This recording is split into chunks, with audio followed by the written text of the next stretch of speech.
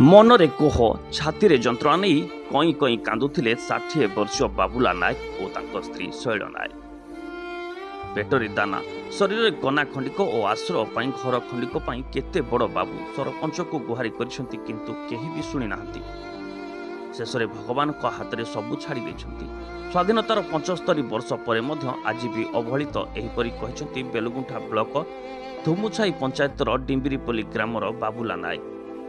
ପୁଅ ଝିଅ କେହି ପାଖରେ ନାହାନ୍ତି। ବୟସର ଅପରାହ୍ନରେ ସ୍ୱାମୀ ସ୍ତ୍ରୀ ଯକ୍ଷ୍ମା ରୋଗରେ ପୀଡ଼ିତ। କୌଣସି ସରକାରୀ ଯୋଜନା ପାଇପାରୁନାହାନ୍ତି। ନା ପାଇଛନ୍ତି ଆବାସ, ନା ପାଇଛନ୍ତି ରାସନ କାର୍ଡ, ନା ପାଇଛନ୍ତି ବାର୍ଦ୍ଧକ୍ୟ ଭତ୍ତା।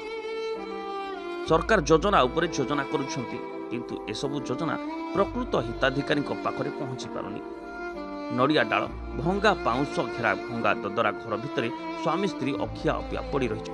ରାତି ହୋଇଗଲେ ନିଦ ଆସେନି, କାରଣ ଜଙ୍ଗଲୀ ଜୀବ ଓ ସରୀସୃପଙ୍କ ଭୟ ରହିଛି। ସାହି ପଡ଼ିଶା ହାତ ଟେକି ମୁଠେ ଦେଲେ ଖାଉଛନ୍ତି ତ କିଏ ନଦେଲେ ସେଦିନ ଉପାସରେ ଶୋଉଛନ୍ତି। ସେଥିରେ ପୁଣି ଦାଉ ସାଧୁଛି ରୋଗ। ଗତ 6 ବର୍ଷ ହେଲା ଯକ୍ଷ୍ମା ରୋଗରେ ପଡ଼ିଛନ୍ତି। ସରକାରୀ ଔଷଧ ଟିକିଏ ଆଣିବା ପାଇଁ ଗାଡ଼ି ଖର୍ଚ୍ଚ ପାଇଁ ହାତରେ ଟଙ୍କା 10ଟା ମଧ୍ୟ ପାଖରେ ନାହିଁ। ତେଣୁ ଏପରି ସ୍ଥଳେ ସରକାରୀ ସାହାଯ୍ୟ କିମ୍ବା କୌଣସି ବଦାନ୍ୟ ବ୍ୟକ୍ତିଙ୍କ ସାହାଯ୍ୟକୁ ଅନାଇ ବସିଛନ୍ତି ଏହି ପରିବାର। ଗଞ୍ଜାମ ଭଞ୍ଜନଗରରୁ ବଳରାମ ଗୌଡ଼ଙ୍କ ରିପୋର୍ଟ, ଓଡ଼ିଆ ନ୍ୟୁଜ୍ ଟୁଡେ।